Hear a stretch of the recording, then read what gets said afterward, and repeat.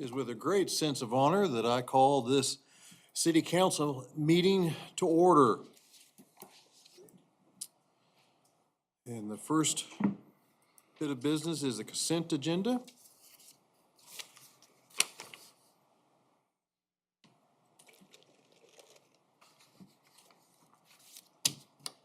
Anything we need to know about that?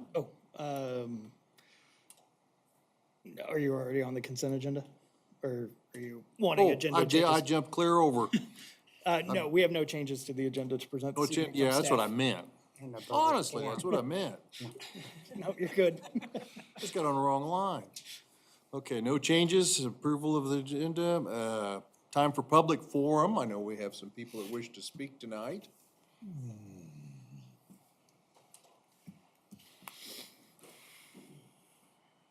Hello, Kevin Henderson, Halstead resident.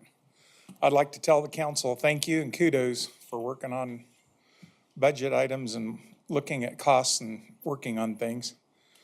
I know that according to the newspaper article anyway, your work session, because I wasn't there, you talked about the city giving to charities and the issues thereof. All I'd ask is I've always said council members ought to spend city money the same way they'd spend out of their own pockets. So if y'all think that a charity is worthwhile that the city's been funding, then maybe council members could just write a check out of their own pocket instead out of the taxpayer's pocket. Today's news, Overland Park has a ban now for anybody under 16 riding electric scooters. And they've got a bunch of rules. I know that's been discussed here. It's a timely subject. I watched a 12-year-old girl going down the sidewalk on Main Street in Newton, and she broadsided a car doing full tilt boogie. And we had to call EMS. Fortunately, she wasn't seriously injured. But we all know about, there was a tragedy here in Halstead that didn't turn out quite that well. So I'd like to suggest that the city council, police department, maybe even the Learning Center for Health, work on doing something about setting up some rules so we can maintain the small town freedoms we all kind of like to have. But I think there needs to be some basic safety stuff set in place. And as you guys change everything on 6th Street from 4 lanes to 2 lanes of turn lane and 2 bike lanes, there's going to be a big learning curve for everybody in town because that's never been here.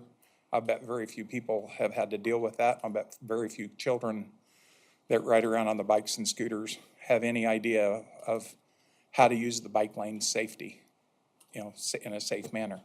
So I'd like to suggest that somebody somewhere along the line maybe needs to address that. And if at all possible, possibly before school starts in the fall. Because today was the last day of school, am I correct? They're going to be out and having fun all summer long, and when school starts, it'd be nice if there were some safety measures in place to help try and prevent there being a tragedy. Thank you. Thank you. Next. We have someone from the cemetery board that wishes to speak? They actually have their own agenda item Okay. under new business.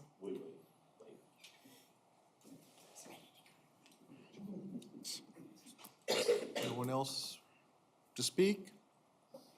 Ron?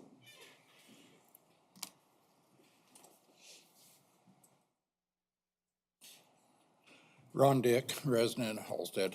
I'm going to also reiterate the need for safety on the city streets with bicycles, motorized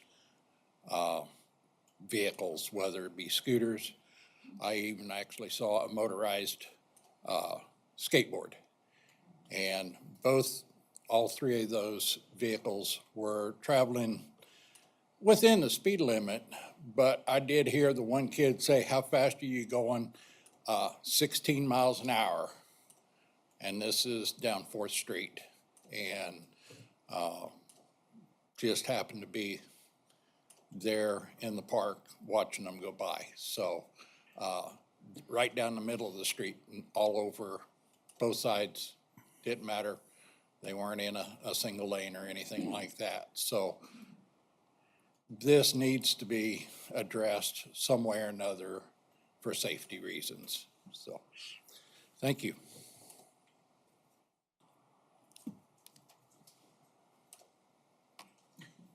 I hadn't planned to speak, but You're more than welcome. based on these two concerns that have been presented, I'm in agreement that there needs to be some training happening with the young folks. And I'm on the board of the Kansas Learning Center, Ruby Buller. So I will suggest to them that they hold some training sessions for young people. And I don't know if there would be cost involved with that, but perhaps there would be. We'll explore it. Thank you.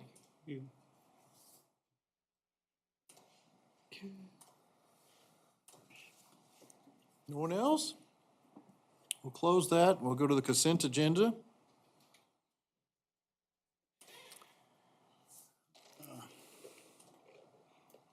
Anything on that, Ethan? Nothing that wasn't noted in the packet. Mr. Mayor, I make a motion that we approve the consent agenda for May 20th, 2006, as presented. Need a second on that? Second. All in favor? Aye. Unanimous. And then we'll drop down to new business. And the first thing on the new business is Halstead Cemetery Association. Most of all of you know me, Mary Jo Hall. I'm the secretary of the Cemetery Association. And this evening, we have the president here, Marie Hewen, and several members behind me. We voted to give the city $18,000 to help with the mausoleum repair and the fence. Therefore, we feel like we maybe could have a little say in what goes on out there. And Pat and Bonnie Wendling, behind me, have walked the cemetery several times. And Pat's going to speak to you about some of the things he found. Okay.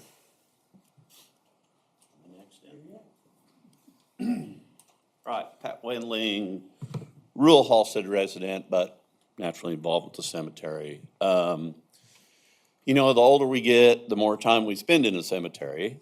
So, and we did a special project replacing the American Legion markers. So we walked it a couple times. It's been kind of an ongoing thing for a couple years. Been seeing a decline in some of the maintenance of the cemetery. And it's just slowly progressing to get worse. There's markers, old ones that have been knocked over. There's hanging tree limbs that need to be trimmed. There's some graves that need to be raised a little bit. We've just been some ongoing things. The roads have been repaired and it's been great. But there's some leaking water faucets. The mausoleum naturally needs to be done, but also we recently toured it and found out that the roof should have someone come do an estimate for sure. The peak of the roof, where the rubber, I think, covering is starting to come apart. And the bell tower still has the old shingles on it, and it's leaking inside. So that needs to be addressed. Just some of the other things. The Halstead Cemetery is our history. Our founding fathers were in there. Our great-grandparents are in there. Our grandparents are in there. Our parents are in there. Our siblings are in there. Our best friends are in there. To see it in this type of shape really disturbs a lot of us. That should be one of our main things for Halstead. Coming off of Highway 50, they see the cemetery. It should be bright, pretty, clean, neat. I just really think that there should be a sexton again, like we used to have. I know that's a budget item, and I know that's probably a problem, but I really think there should be, because our old sextons used to spend their time out there mowing and weeding and taking care of the roads, and and doing stones. Now, I've actually trimmed some trees, because I've asked over the couple years who takes care of this, and nobody seems to know. We have uprighted one stone that's been laying there, and the mowers have hit it and hit it and hit it. And there's a lot of stones that have been knocked off, and they have yellow paint on them, so I know the mowers have been hitting them, and none of that's been addressed. So, nobody seems to know who's really supposed to maintain it and take care of it. So, that's where we're at with it. Thank you. Thank you. I believe the maintenance and care falls directly to our maintenance, doesn't it? Yeah, cemeteries are one of So, the responsibilities under When Public did- Works. When did we, this sounds awful, that I don't know, but when did we go? I know that we probably changed when we issued the mowing contract, changed the mowing as far as having a sexton out there. When did that change? The sexton has always been either the Public Works Director or their designee. I understand that, but we used to have a guy all the time, didn't we? At my time, I mean, with the city, there was I a know maintenance Milford person like was out there, so, Doug, but in my 14 years, we haven't, officially had someone with the job title of sexton. It was basically either a Public Works person who was put in charge of that, or it's Pat. At the end of the day. May I speak again? Sure, yeah. Guilford Becker used to be Right. our sexton. I don't know who it was before that, but he was our sexton, went out there every day and took care of things. He even, if I remember right, if there was no family members and it was a cremation, he even, put them in the hole. So, yeah, he was our original section, and it just kind of evolved away, I think, and, over time, so.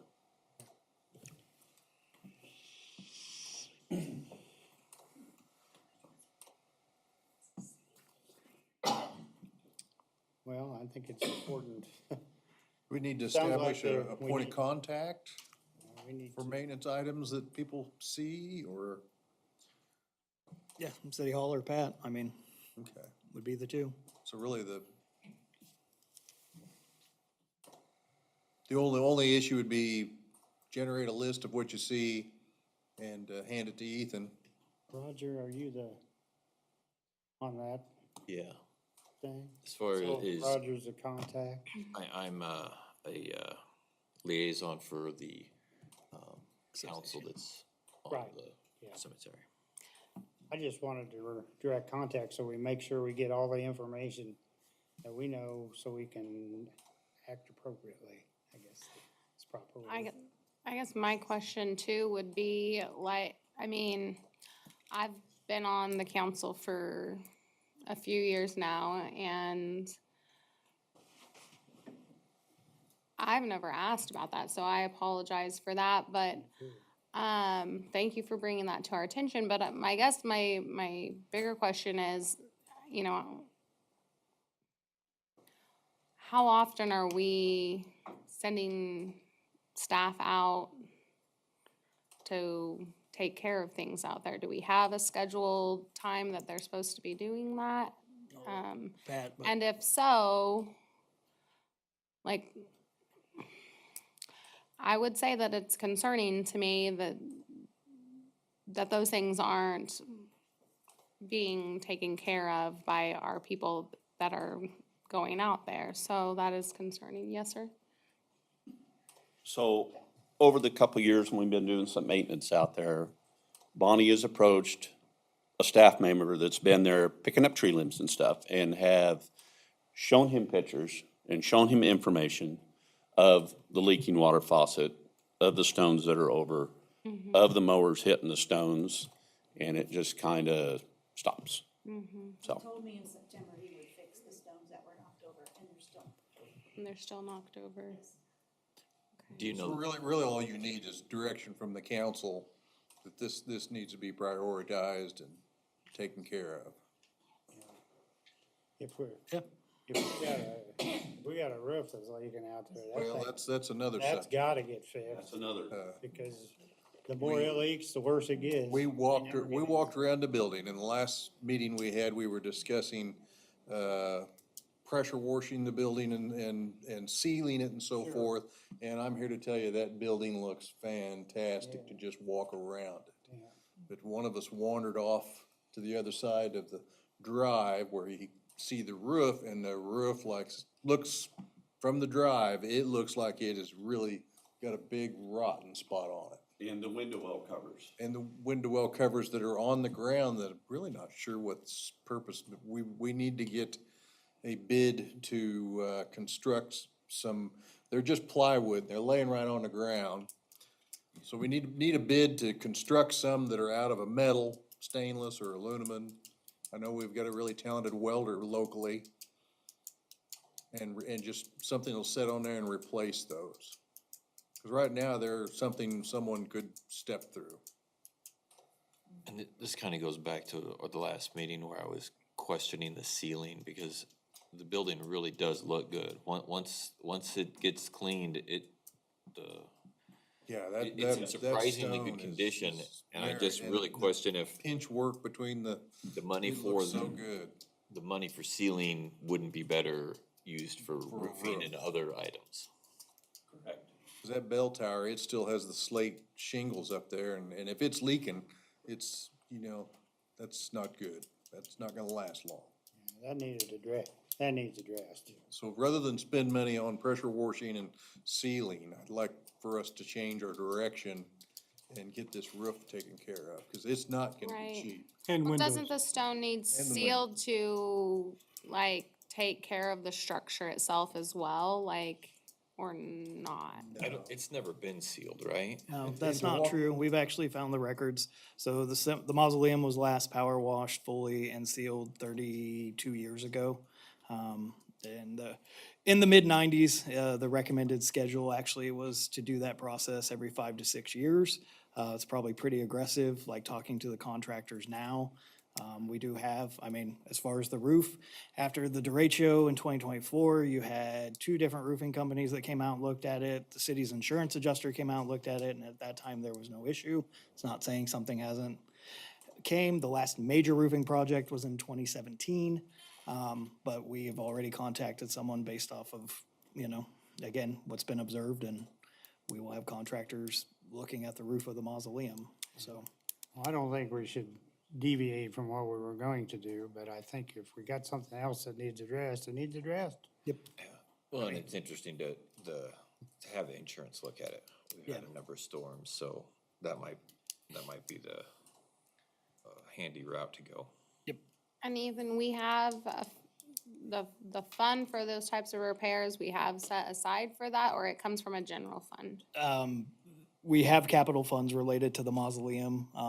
That's long-term. Those capital funds are funded in part by sales. The mausoleum does not have a lot of crypt space sales, so, originally, the city had an endowment, from many years back when they took ownership of that, but that was a small endowment, and that's been spent away over the years through these major projects. So again, some of those things have just, we're now at the point where we have a budget to look at doing some of these more expensive projects where we didn't have like an immediate claim on insurance type thing for the roof, so.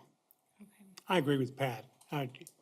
You come down Highway 50 and the aesthetics of the cemetery and the aesthetics of the mausoleum, I think are pretty critical, for the city of Halstead. So whatever it takes to get it fixed. Roof first, we really need to get that fixed.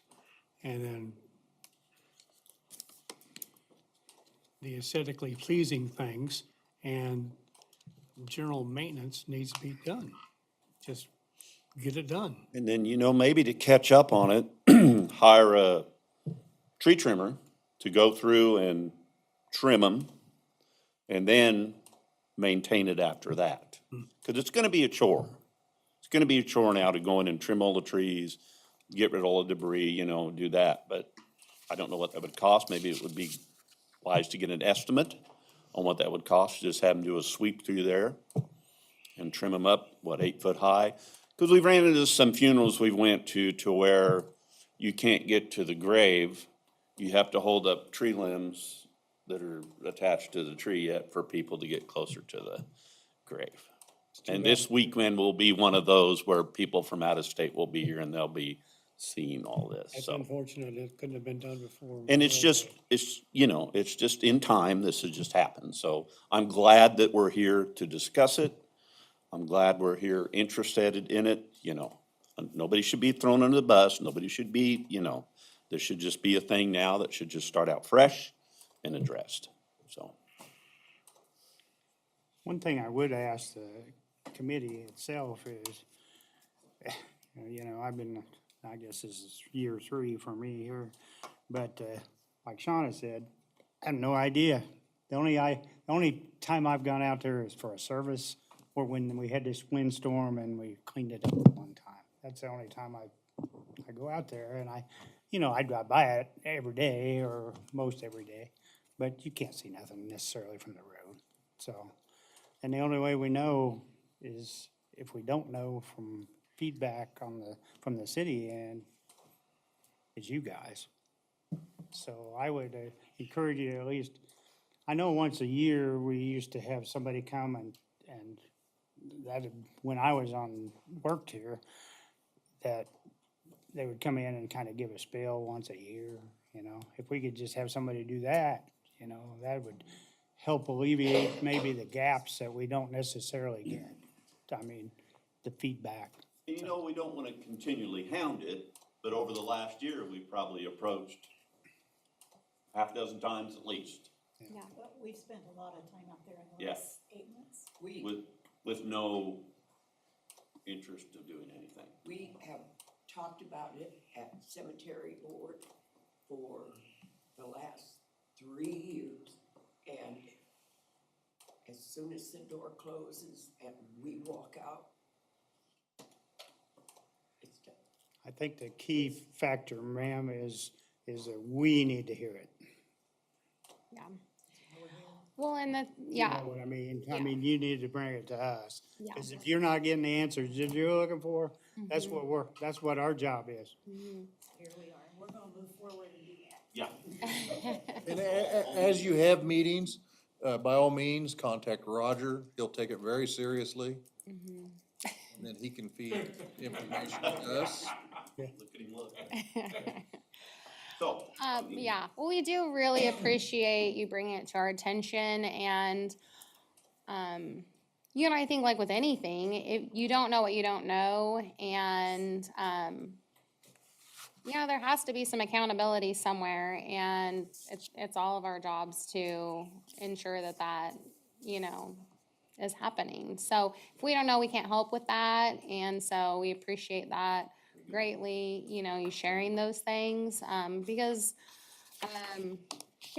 it is something that's important for, our community to respect, all that are involved, past, present, future, and all of that, so thank you very much for being here. So roof is really number one, and the work, we were talking about some foundation work, and as you walk around the building, you don't see any sign that the footings or the foundation is giving. But when you come through the front door and you look just around the corner to the south, apparently it's like a slab building. And the floor has sunk down like that far, which all of the stonework above that has come down with it. And you could go over it and retuck it, repinch it, and make it look okay.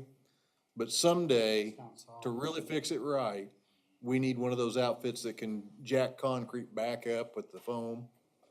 And it may be from the window wells leaking in there and causing that problem, or the bell tower leaking down it. But we went in the basement and it is dry and it is good, so. It's really small. The basement is just a tiny room under Utility there. room. It's not around the perimeter of it. It's basically utility. Cause I was gonna ask, if it's on Yeah. slab, what are the windows for? You come in the front door and there's a doorway right on the right, and you go down those stairs and it's almost like a ladder, and you're in a room that is maybe 9 by 10? Maybe. At the most? There's a well in there and central air A units. little bit of So- input from the peanut gallery back here. A couple of years ago, I had to deal with a foundation and slab issue out of my building.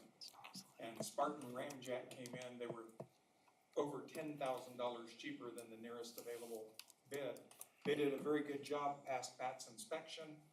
They sunk down 5 piers, took care of about a 3-inch drop in one place. That was both the slab and the foundation. And they said if there was any future issues with the slab, that they could then come in because they'd stabilized the foundation, that they could come in with the foam injection and stabilize the Raise that. slab. So it sounds like someone who could do a combination of it would be that. And I've gotta tell you, I had good luck with them. They did pretty good, and they did it within the budget they originally said they would do it for.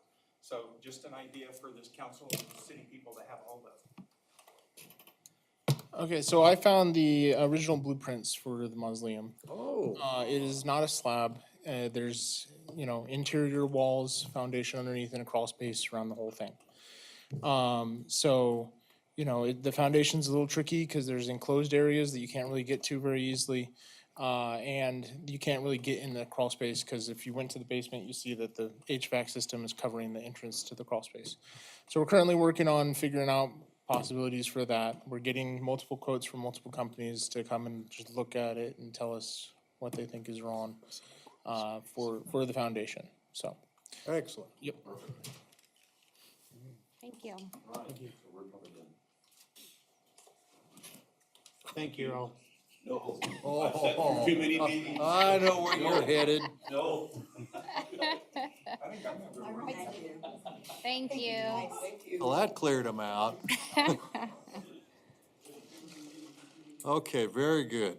Excellent conversation. And our next new business is the 2025 audit presentation. Good evening. My name is Amy Elliott. I am a member owner with Knudsen Monroe and Company. For the new mayor and the new council member that I haven't had the pleasure of meeting. Thank you for the opportunity to provide services to the city of Halstead. Everybody should actually have, there's a communication letter that you will have as well as the printed audit report. Our communication letter is a standard letter that we are required to issue to those charged with governance, which would be the city council, the mayor, and management. Basically, it says we've audited the financial statement and its related municipal entity, which is the library, for the year ended December 31, 2025. Professional standards require that we provide you with information regarding the audit, part of which is included in the audit engagement letter that was approved last fall. Management is responsible for the selection and use of appropriate accounting policies. Those are included in the first note to the financial statement. We had no significant issues in performing the audit. We did have one material journal entry that we post. The city's software does not handle encumbrances well, would be a good way to put that. So those that relate to like capital projects, capital improvement fund expenditures, those types of things, we encumber as part of the audit, but they are not technically reflected in the city's books until those expenditures are paid. Okay, so that is our journal entry. We reversed prior year encumbrances to the capital improvement reserve in the amount of $117,000 and the city equipment reserve of $173,723. So we had no other findings, and so I don't know if anybody has any questions regarding the communication letter. Then I will move on into the actual audit report. The city of Halstead, as you are aware, does a resolution for a gap waiver. So the independent auditor's report actually has adverse and unmodified opinions in the letter. The adverse opinion, it relates to the U.S. generally accepted accounting principles, so you did the gap waiver. So our opinion, our unmodified opinion, is actually on the regulatory basis of accounting, which is a statutory regulation by the state. And we present this financial statement and the supplemental information in accordance with the Kansas Municipal Audit and Accounting Guide, or KMAG. So that is kind of the information regarding the basis for the adverse and unmodified opinions. The financial statement itself is actually presented on page 4. It's the summary statement of receipts, expenditures, and unencumbered cash for the year ended December 31, 2025. This presents a one-line summary for each fund. As you can see, beginning unencumbered cash balance for each of the funds as presented, $5.5 million at December 31 of 2024, or January 1, 2025. Receipts of $10,276,494. Expenditures of $10,251,933. So ending unencumbered cash balance at December 31, 2025, $5,526,144. To get to the actual cash balance at December 31, you have to add back those encumbrances and any accounts payable.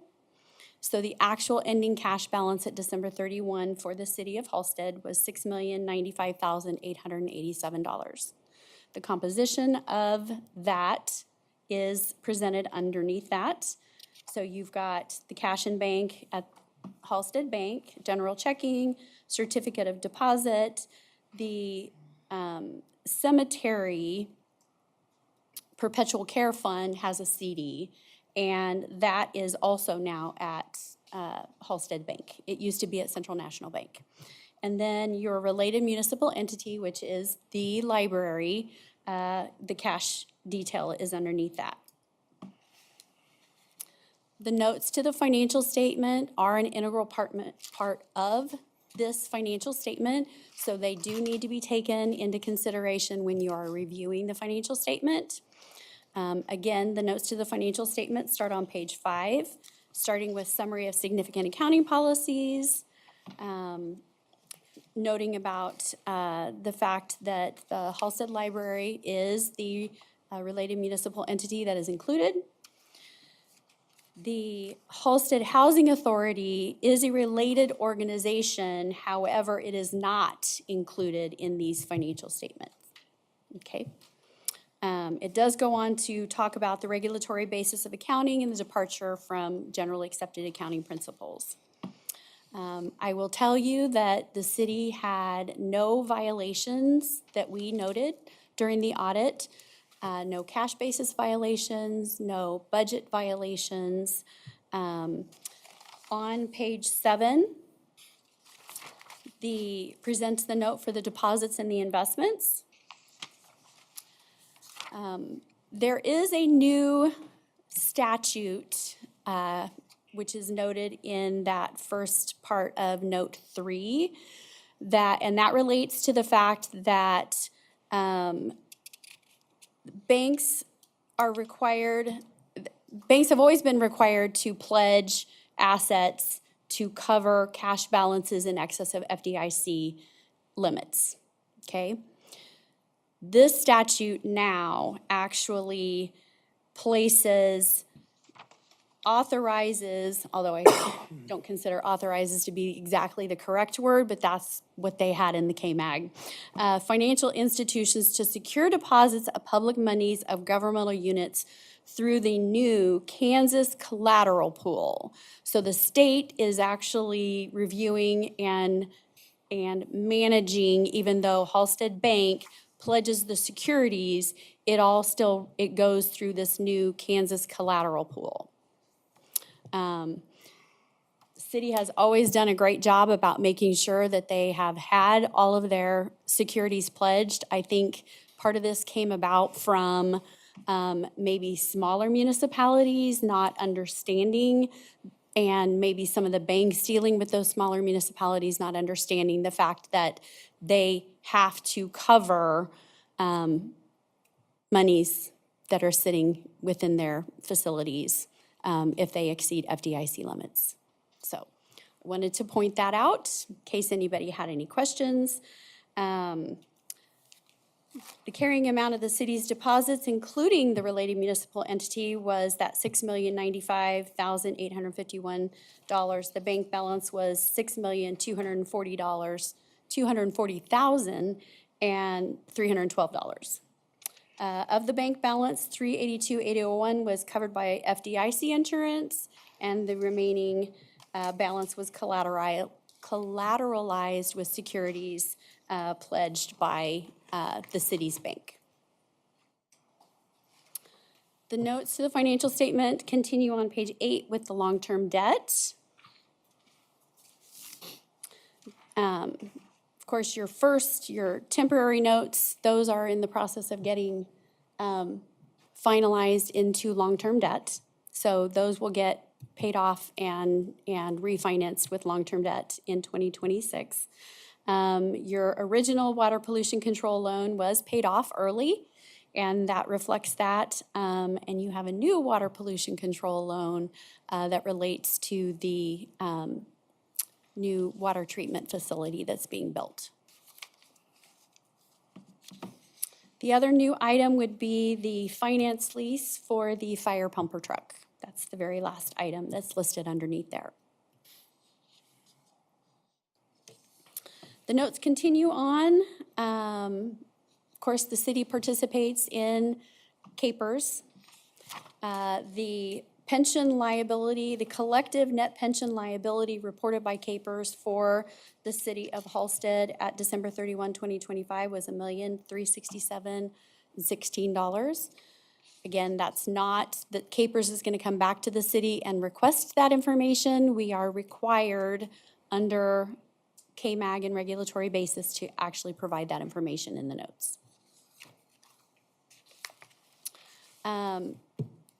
Page 11 presents the detail of the transfers.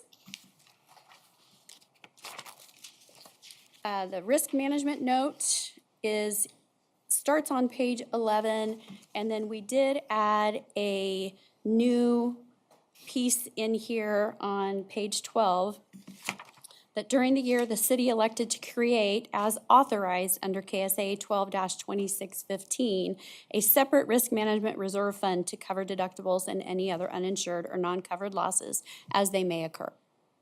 So that helps to put some of that money aside in case you have another.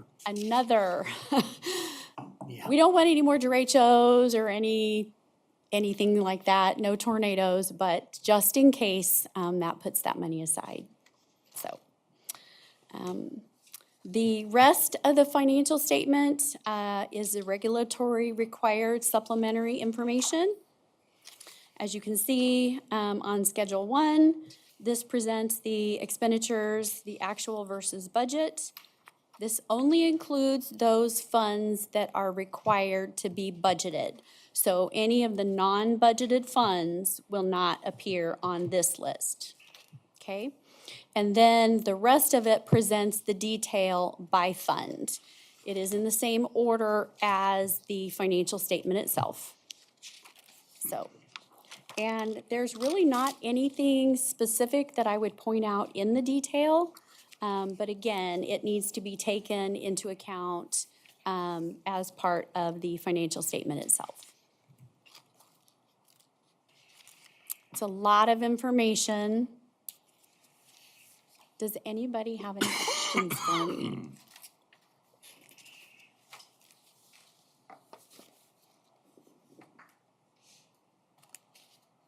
Well, thank you very much for the opportunity to, again, do work for the city of Halstead. I believe you have great staff that does a wonderful job taking care of all of the cash in, cash out, and all the regulations that go along with it. So Thank you, Sam. thank you very much. Thanks, Amy. You. Thank You bet. Amy, before you leave, I mean, just for the newer members on the governing body and then the public that also don't understand, part of the audit, they do come in and talk about, and it's contained in the management letter, but they actually also go through and like read all the minutes from the previous year to, making sure that you all are providing proper oversight per our policies. They look at, the internal policies we have, separation of duty as well. So that is part of the audit that's contained in the letter, not necessarily represented financially, but just so people understand, it's not just approve up. I mean, it's a pretty intensive process, and we appreciate Amy and her team because they make it very painless for us. And We try. They do a great job, so they actually help us very much in making it pretty pain-free. But just so you guys that know of, I mean, it's an aspect I don't think a lot of people realize is that they do go through and actually, I mean, they read how decisions were reached at. They're double checking project amounts. They, will ask if we've done change orders to make sure those were appropriately done and authorized. So it is sometimes a little more involved, and there is a great deal of oversight, review, I guess, if you will, in the process they do, and also ensuring that you all are hopefully doing your jobs, so. One of the items that I did note this year in reading the minutes was the numbering on the ordinances, which is why they had to come back to the council to have that corrected. So, in any case. So now the council just needs to Make a motion. make a motion to approve, and then, once it's been approved, we will get it filed with the Kansas Department of Administration, Municipal Services Division, and they will review it and send the final approval. Mr. Mayor, I make a motion to accept and approve the 2025 fiscal year audit as presented. Second on that? We have a second, all in favor? Aye. Aye. That is unanimous. Thank you Amy. very much. Have a great rest of your evening. Another one runs off.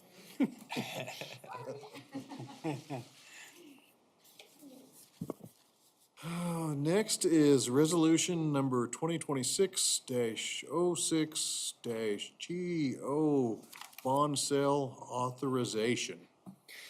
Thank you. Brett Shogren, our financial advisor from Stiefel, had an emergency come up, so he apologized that he could not be here this evening. And then you heard from our bond counsel that they also, unfortunately, were not able to be here this evening. So just to kind of tee up this for you all, essentially on April 1st, you approved the final cost and assessment for the sanitary sewer and paving projects on the Stutzman Street and Main Street improvements. You scheduled the public hearing related to those assessments on May 6th. At that meeting on May 6th, you conducted that public hearing. You then passed an ordinance that levied the special assessments to the property owners that benefited from those improvements. Those property owners do have till June 15th to prepay special assessments specific to their property. Any prepaid amounts will be deducted from that property's assessments, and the funds that would be used to pay off, those 2023 temp notes. So that would issue, or anything that's prepaid basically will lower the amount of the GO bond debt that we will issue.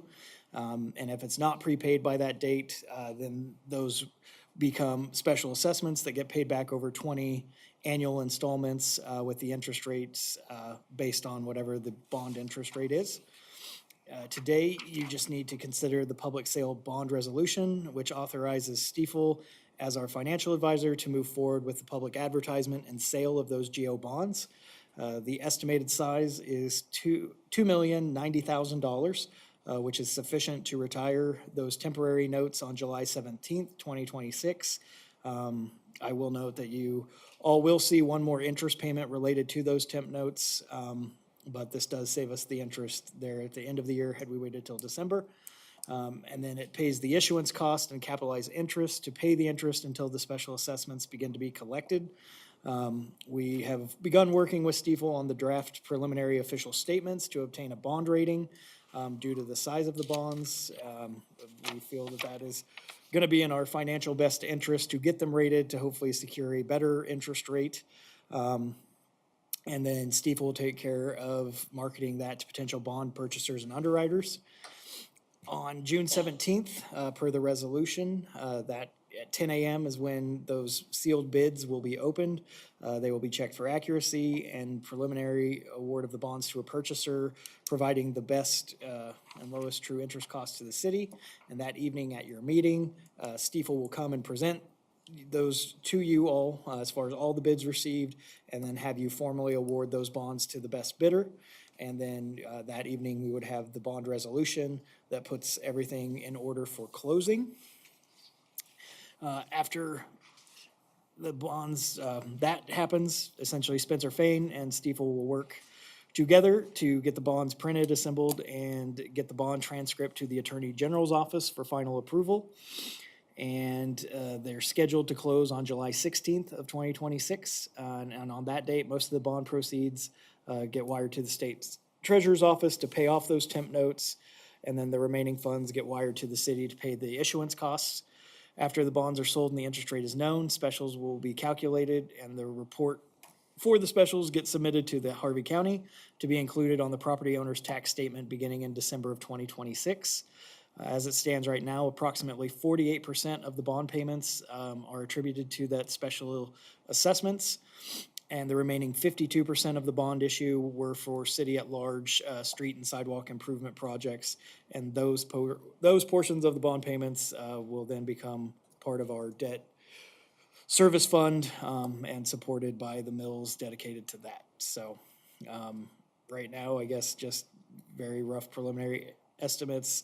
Looking at probably $160,000 a year on those notes, assuming around a 4.5% interest rate. So, and that is what I have for you this evening. And I will gladly answer any questions if you have them, but otherwise just need approval of that resolution so they can market and sell those bonds. Motion to approve? All right, Mr. Mayor, motion to approve the resolution number 2026-6, a resolution authorizing and providing the issuance of approximately 2,900,000. I'm not used to saying those big numbers. 2,090,000 in general obligation bonds, setting forth the details of public sale and providing notice thereof, and the authorization of the city staff to approve additional action related to the bond sale as may be required. Second. All those in favor? Aye. That's unanimous and carries. Good job, Jim. Thank you.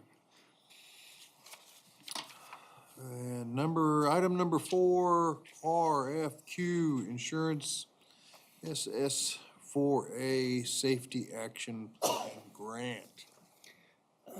You had a draft of the RFQ for a qualified consultant professional services related to the Safety Action Plan for the Safe Streets for All grant project. I did pass out an updated draft as Brad was still reviewing it at the time we did the packet issuance, and he did have some minor changes, especially in the attachment document, which that has a lot of language that's required with the federal, certain provisions and things that contractors will be expected to comply for with it being a federal grant. Anyway, just seeking your feedback, I guess, on any last changes you'd want, and then we would ask for approval so that we can get this out and start the process as it lays out. Basically, we would advertise this now and take responses all the way through August 28th. And then spend the month of September reviewing the RFQs with the committee as is laid out there, interviewing anyone as necessary or needed. And then in October of '26, essentially get that on the agenda for you all. And hopefully by November have kickoff. And then, again, this is a tentative, so it is subject to change depending on Federal Highway Administration or the final grant agreement we enter into with them. But hopefully by the end of December 2027, looking to have those final plans. And then we would adopt in early spring of '28, have the final reports that we are required to submit as a portion of the grant condition. We did call out some specific areas that we would like looked at, like the Second Street corridor, the Main Street corridor, particularly downtown intersections. Did ask, that we would like to see solutions or things that come forward in the plan to consider emerging modes of transportation like e-bikes and scooters. As this is a safety action plan that is intended to inform future grant applications for potential improvements. So, and you have the committee as essentially staff and then the mayor, since he is a non-voting member. And then the council obviously would review all of them, see the recommendation from the committee, and have final say on any consultant that may not be chosen. And the RFQ, like any RFQ or RFP we do issue, does provide you all the ability to refuse any and all submissions as well, should you not like anything that's submitted, so.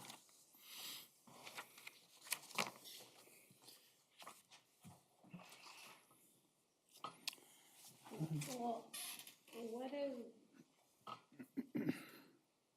sorry, I'm reading this and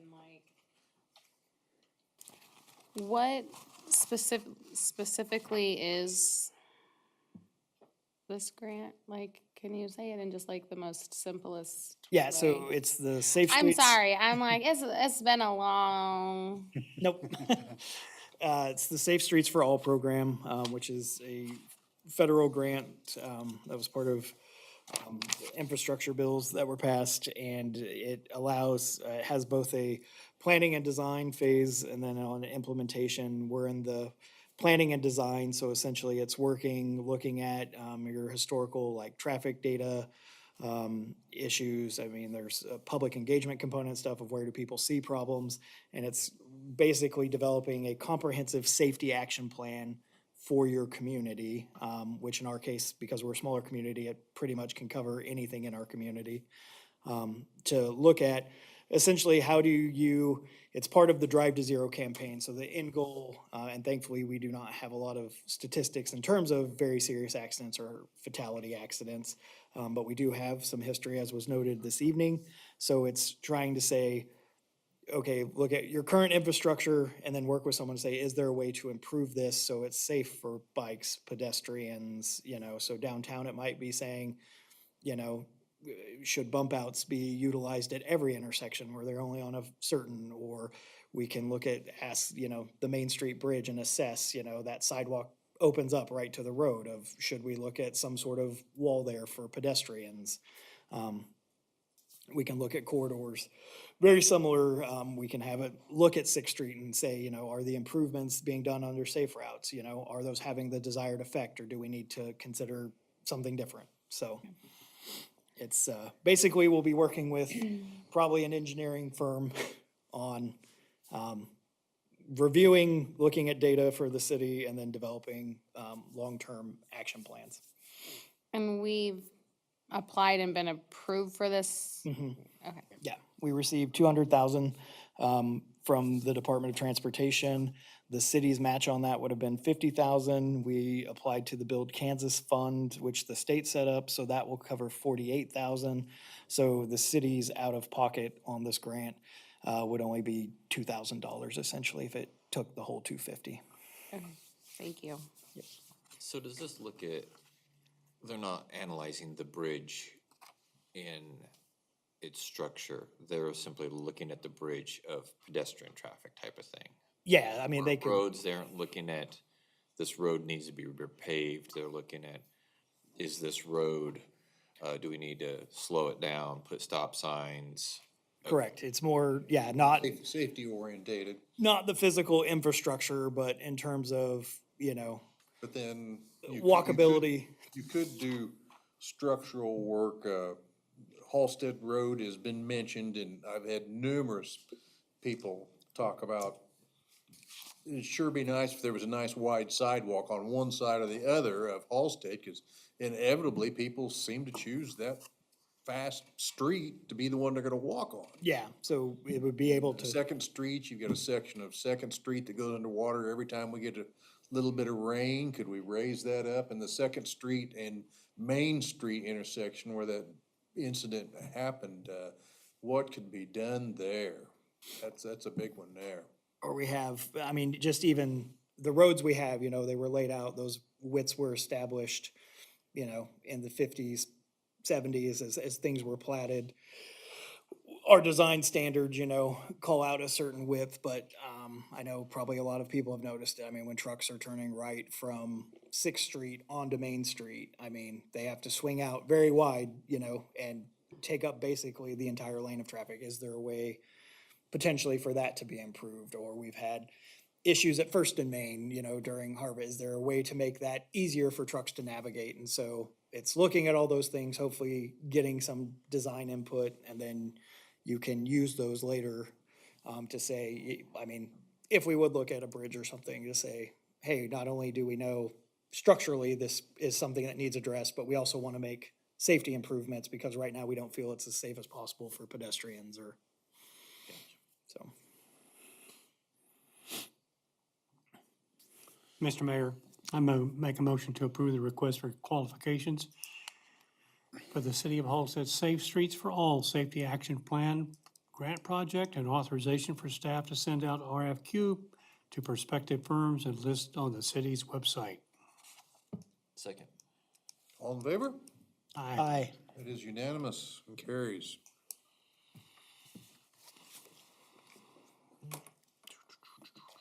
We are back to Ethan with governing body comments. No. I missed something Executive there. session. He's at the bottom. Yep. Isn't it? Governing body comments. We're gonna start with number one. What do you got to say tonight? Hey, Sixth Street looks great. Does it? The sidewalks are done, the restraints are taken off of it. I call them my kids, none of them are my kids, but my kids, I know, they were kind of sad. Today was the last day of school, so they would, because now they're gonna have to find out where the new crossing is, because there is a new crossing for them, so. So when will all of that work take place? The restriping and, Don't believe we've got a firm time. I mean, it's the last, they're still, Last part of it, so somewhere in June, I think. it'd be early June. still be this year though, Yeah, oh yeah. before school comes in. Yep. Yeah, and the traffic is definitely slowed down on Chestnut.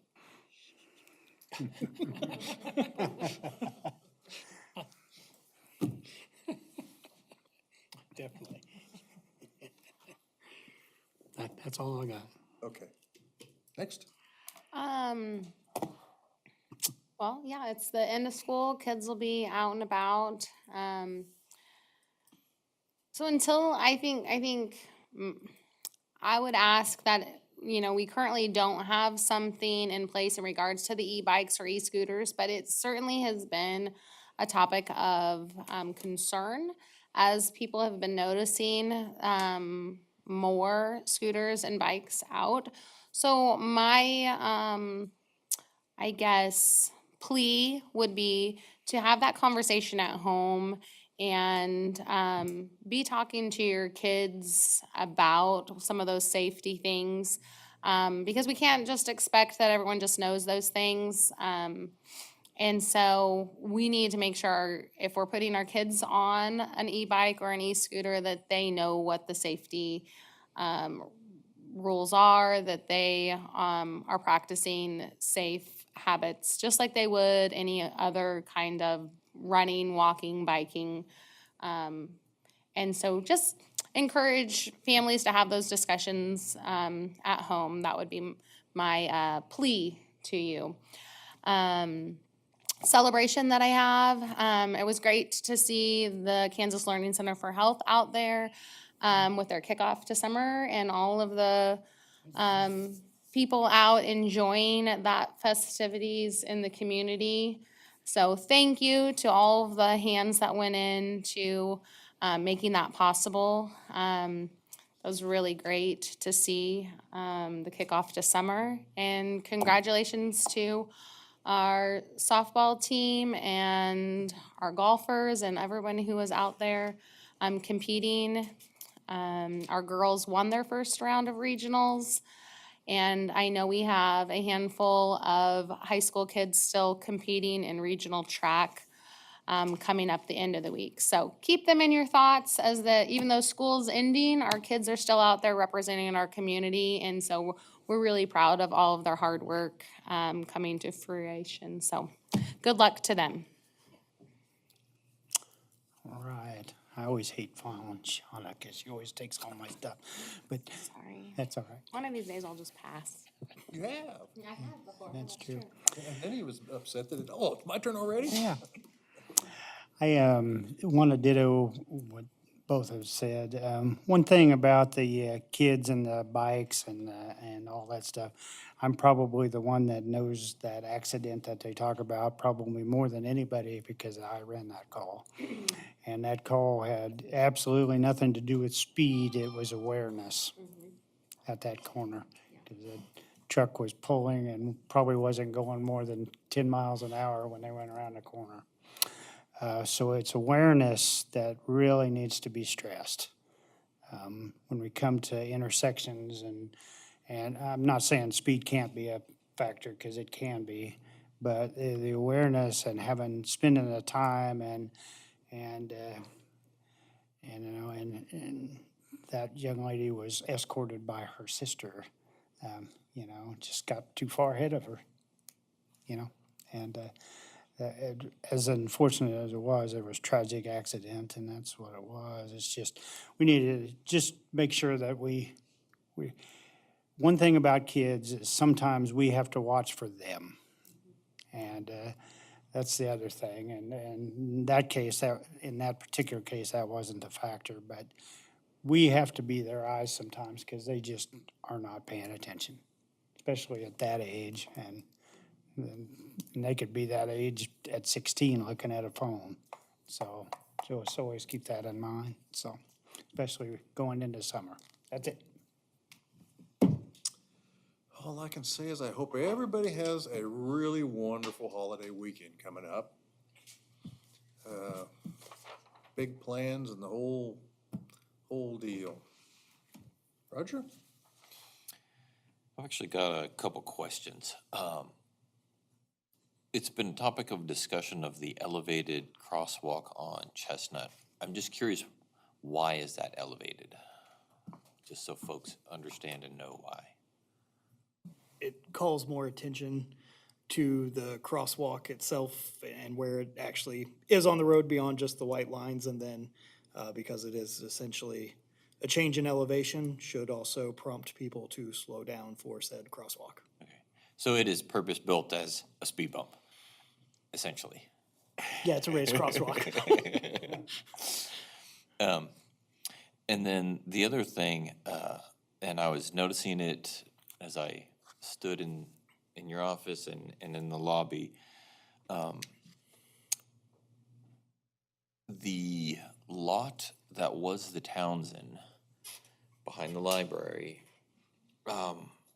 seems to be being neglected by the owner. Has the owner been notified at all about that? I believe they were on the last list of weed letters that essentially went out. I can double check that and let you know, but I believe that address was on the list. Okay. I don't know at what point we do something like contract to have somebody clean it up and do the special assessment on the tax bill to pay for it, but it is right there off Main Street. It was an eyesore before, and we got it cleaned up, and it's turning into an eyesore again. So it'd just be great if we could keep on top of it. I hate to pick on somebody who's just bought property in town, but it's kind of the responsibility when you buy property to take care of it, so. We haven't heard back from them. Yeah, I would have to check the report, but I mean, if they got a letter, then that starts the 10-day clock, and then once that 10-day window runs, the city has the option, and we would mow it, Okay. essentially, and assess. I had one thing too, Gary. Two people asked me today, and it didn't even cross my mind. They want to know if is anybody doing anything with the hospital? Not that I've heard. It's really crickets.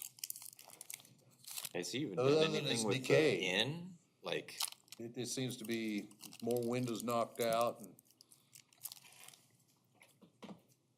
I don't know, I don't know if anybody's actually going in there. I've never walked up and even looked in the building. Yeah. Yeah, there's been no communication, no activity. Okay. because I anticipated he wasn't gonna do anything with the hospital for a while, but I thought he said he was gonna be doing something immediately with the inn but has, Well, at the We haven't meeting, heard anything, he said he had a 1-year plan, a 3-year plan, and a Yeah. 5-year plan, what he was gonna get done. He was really gung ho, so I guess it hasn't really been a year yet, so maybe we'll see something. Say, Close. no status update that It's close. I've received, so. Other than the plans are ongoing. I mean, it was kind of the last. Okay. Proclamation time.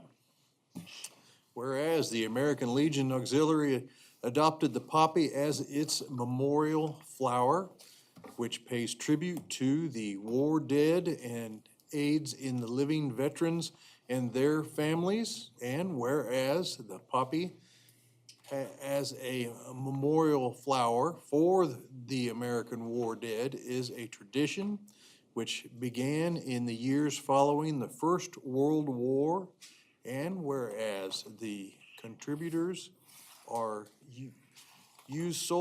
contributions are used solely for children, youth, and veterans affairs and rehabilitation in our local community. Now, therefore, I, Gary Felber, Mayor of the city of Halstead, Kansas, do proclaim May 22nd, 2026 as Poppy Day in our community. So proclaimed. And back to Ethan, city manager. Work continues progressing on the Safe Routes to School Phase 1 improvements, with pouring hopefully being completed along Chestnut Street this week, as weather allows. Some of the new signage along 6th Street has been installed, and I know there's still old signage, and that will eventually be removed, but we did ask for that to be left up through the end of the school year. And we've also been talking to the contractor. We know there's a couple signs that will be moved to the other side of utility poles and stuff. They've just, followed the plan at first, and it's been noticed. Those will be corrected. The last major section of work as far as concrete and pouring will be the west side of Santa Fe, and then seeding and cleanup. Overall, the work is still on schedule, but we will see if weather continues to cooperate or not with their schedule. And just a reminder to you all that for the project, things such as extensions or change orders involving cost, all of that has to be approved by KDOT first and not just the city. So right now, again, what we know is it's still on schedule. Transportation Alternatives Grant for the potential improvements in the Oswald Lehman Park area was submitted last week by the deadline, and the city should hopefully receive word on that application by late June or early July. The Signs Grant Project to help with the installation of new downtown signs with the participating businesses are all now complete, and the city is working on the final reporting with the Department of Commerce. Overall, the combined projects did come in under the original estimates, and the city's contribution towards those 7 sign projects, which again, was funded by you all from the unused Dragon Grant funds from the last fiscal year. Did end up being about $13,000 less than what we had originally authorized to go towards that.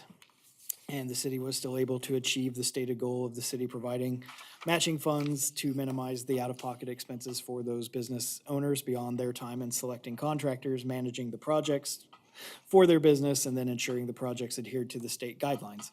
I just want to again thank the business owners that participated in the signs project and their diligence, which allowed the project to come in under the estimated budget. Staff continues discussions with BNSF on the establishment and updated drainage easement related to the North Street improvements. Work also continues on our grant agreement with the U.S. Department of Transportation on the Safe Streets for All Safety Plan project.